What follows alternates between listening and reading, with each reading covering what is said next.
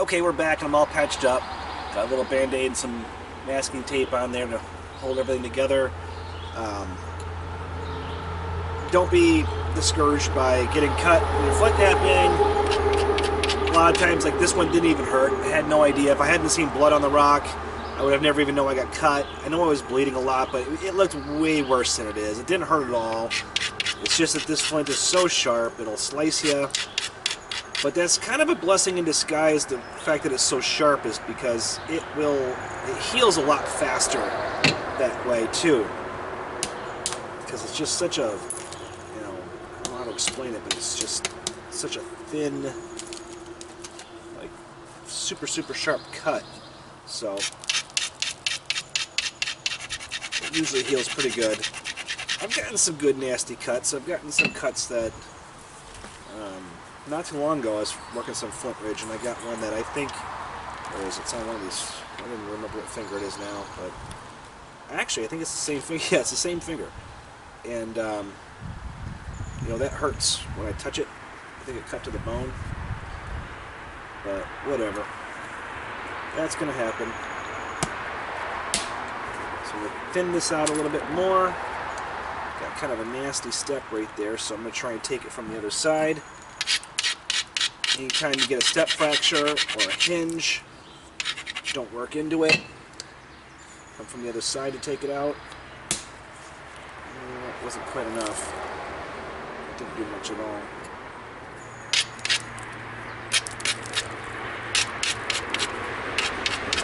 So I'm trying to keep an eye, because this is starting to get thinner, even though it's thick in this one spot, I'm trying to keep an eye on my center line, on my shape. I really need to get that thick spot off. That's right at the same spot that it hinges on the other side, so I may have to use a heavier billet to do that. But yep, I think I got it. Okay, so I got most of it, and it left me a good platform to get the rest of it. Just had to hit it with some purpose. Try and do the same thing now. Yep, there we go. We blew that hinge off. Everything's pretty flat. It's still a little thicker on this side, but we still have some time to do some shaping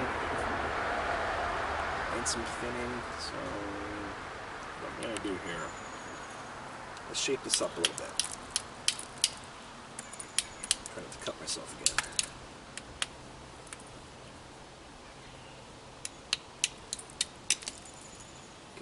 A nice little preform.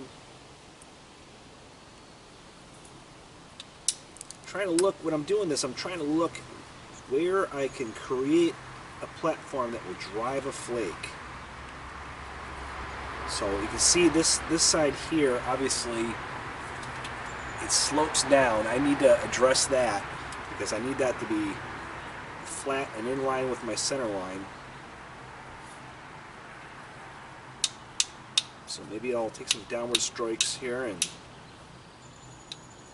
try and leave myself, there we go, with a platform that goes the other direction. But boy, this stuff seems to be hingy today.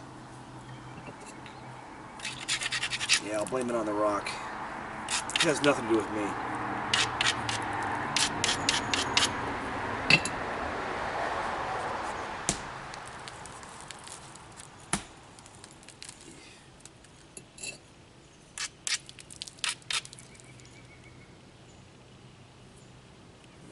See what I can do.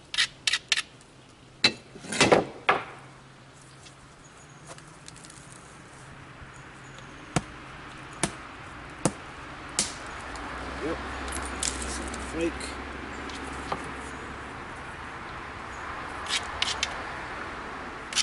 So we're getting there. We're starting to break this down. It's just this Flintridge needs a lot more attention to detail. Some of the other stones do.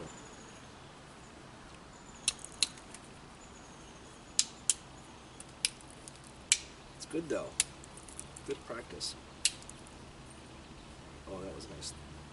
Little thinning flake. Boy, napping off the hand like that, it's just You get such amazingly thin flakes. I really need to do that more.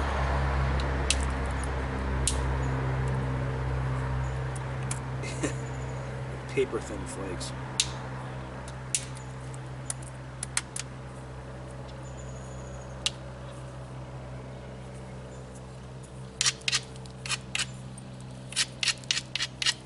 So probably just bring this to a by face in this video, and then maybe I'll make another video where I finish it, because I know this video is already getting to be kind of long.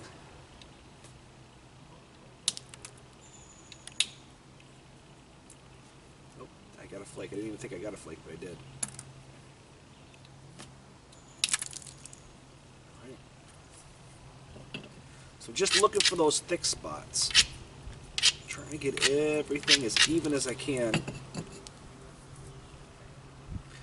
think I'm going to switch over to, I'm going to clean this up a little bit.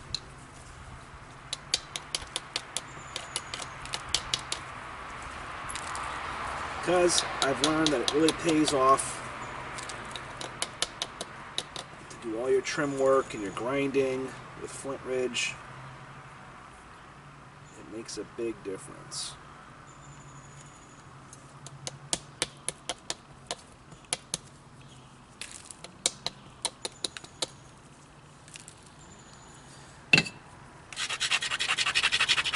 So far we're getting this pretty thick. Keep dropping the grinding stone.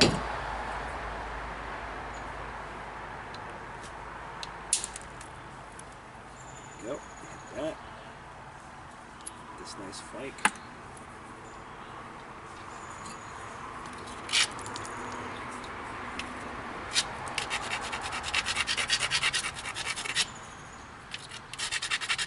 I know I'm having fun thinning here, but I also have to be cognizant of the shape of this piece.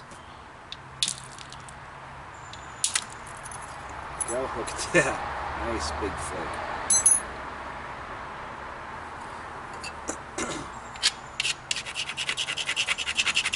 I really should probably be using a hammer stone for this, but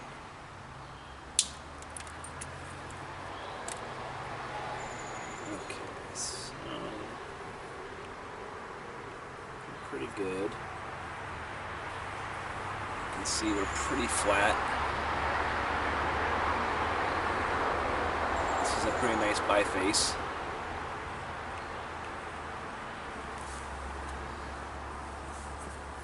Yeah, zoom in a little more.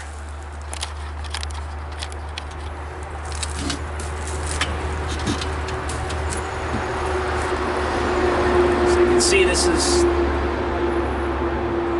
relatively symmetrical as far as the center line is concerned. It's a decent shape. I'm thinking we'll get a good point out of this.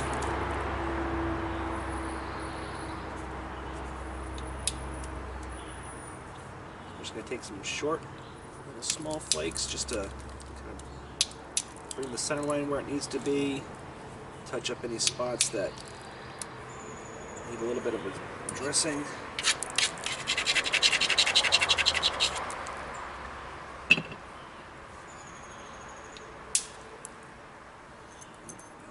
Long flake we just took there. Yeah, that napping off the hand really works well. We'll do more of that.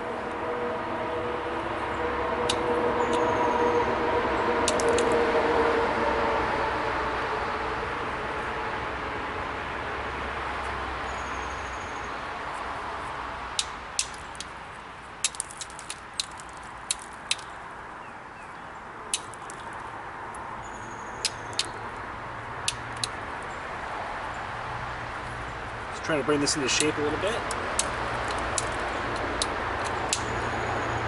Just a little bit, just to get it where it wants to be. And then we'll get it to its final shape as we finish it. Oh, there we go.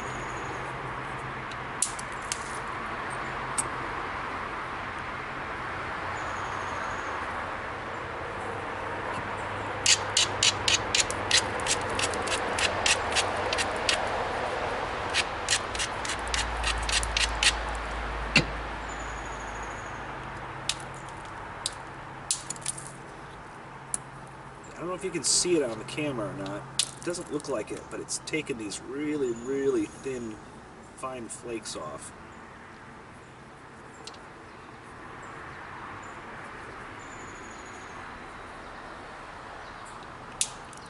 Oop. Yeah.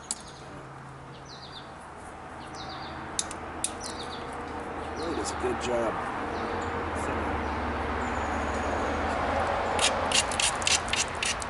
But you have to make sure you do your grinding, do your prep work. This is not a forgiving stone, for me anyway.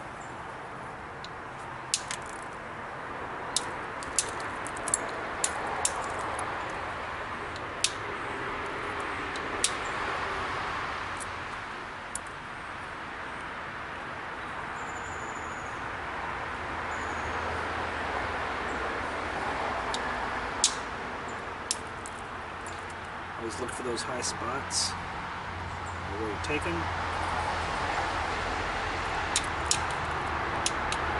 Alright, I'm going to do a little bit of pressure flaking just to clean this up a little bit. We're not at the point where we're ready to pressure flake it at all, but as far as, you know, final product is concerned, but I'm going to give it a little bit of shape. Just because I'm afraid if I shape it too much with the billet, run the risk of smacking it in half if I don't have the proper support.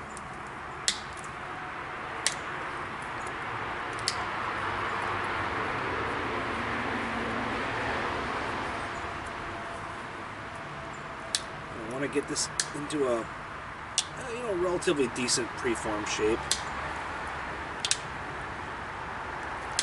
I've been breaking a lot of Flintridge lately, so pretty excited to be able to get something workable out of this.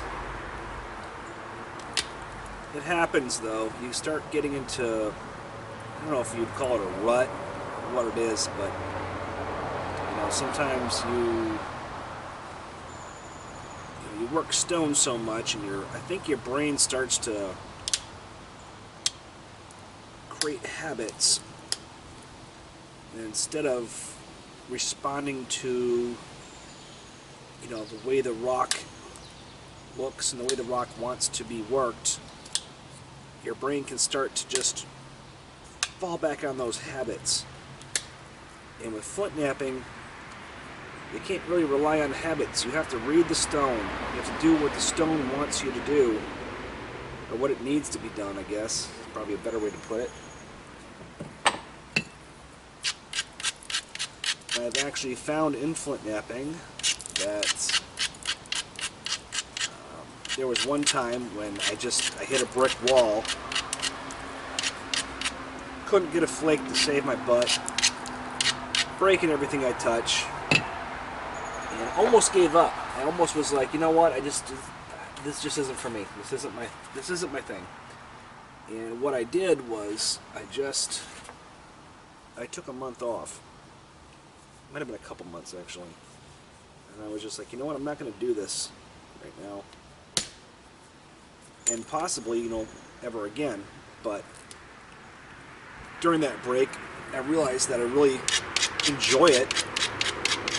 There's something really satisfying about producing a point from a piece of stone. So I was like, you know what, let's just give it another go. And when I did, I produced some of the best points I've ever made. It was crazy. It's like I just needed to, like a reset. You needed to take a break. I don't know how to explain it. But I have since then found that whole mindset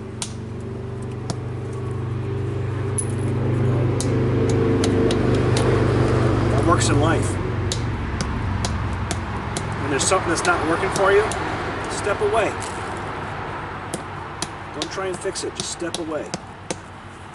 Come back to it. If it's really important to you, you'll come back to it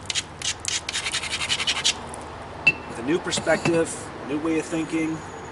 You'll still remember all the old stuff that you learned. Oh, that was good thinning flake. That was great. and you'll just be better at it than you ever were. So if you're stuck in a rut, take a break. Try something different.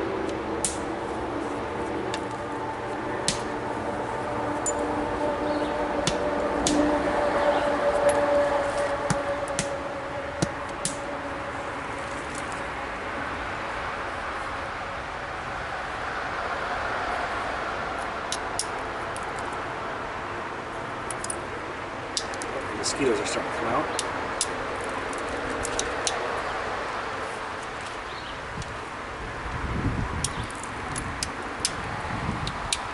Doing some trimming right now. I'm doing it off the hand because it tends to send flakes, which is always a good thing.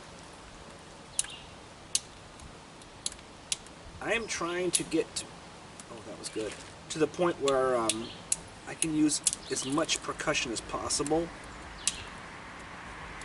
because I find that it's very tempting to turn to pressure earlier than you really need to. And once you turn to pressure, there's no going back, really.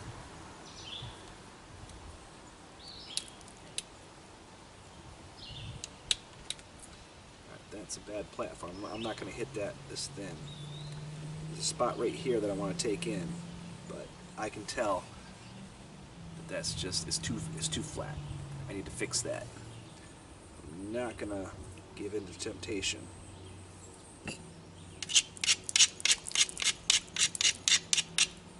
So I'm almost done here.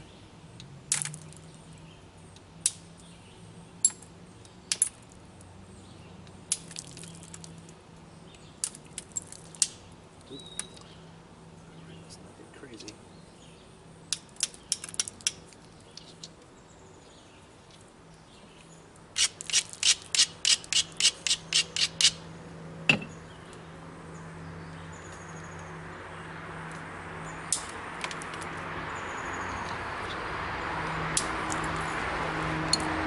Kind of weird when you're working off the hand. It's like you have to support the bottom of the flake, but you don't want to press it because you'll stop it from traveling. You just need to kind of just let it know that you're there.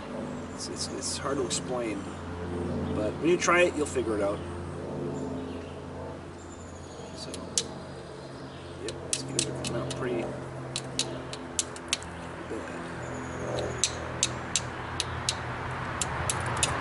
So this has been a long video. Apologize. I'm going to wrap it up here really shortly.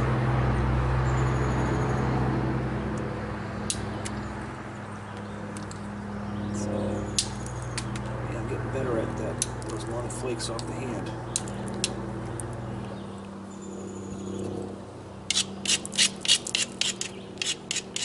I think that one of the reasons that able to take these long flakes, oh look at that, is because I have recently been practicing indirect percussion. I haven't done it a lot because I got sick just about the same time, well, shortly after I got my tools. But something about that indirect percussion just really rewires your brain to kind of understand different ways that flakes can come off of a stone. Because when you're thinking your billet, you're smacking, but when you're using indirect percussion, it's just so isolated that I just think that you automatically, your brain just figures stuff out that maybe wasn't as easy to figure out. I don't know, I'm probably just babbling at this point, doesn't matter.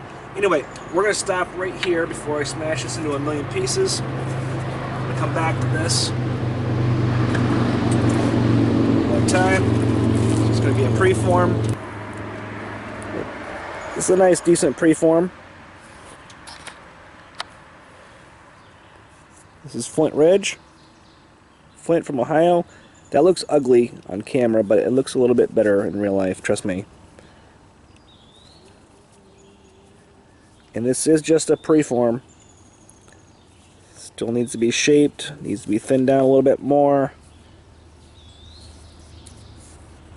But I think we're going to stop the process here. So hey, I really appreciate you watching the videos. I hope you enjoyed them. Feel free to leave me comments, questions, anything like that. I know this wasn't the most exciting video, so I apologize in advance. And these videos will not all be flint knapping. I've been sick, but I will get out there and we'll do some other stuff. So until next time, please share, please like, please subscribe, please have an awesome day, and this is Paleo Greenbird signing out.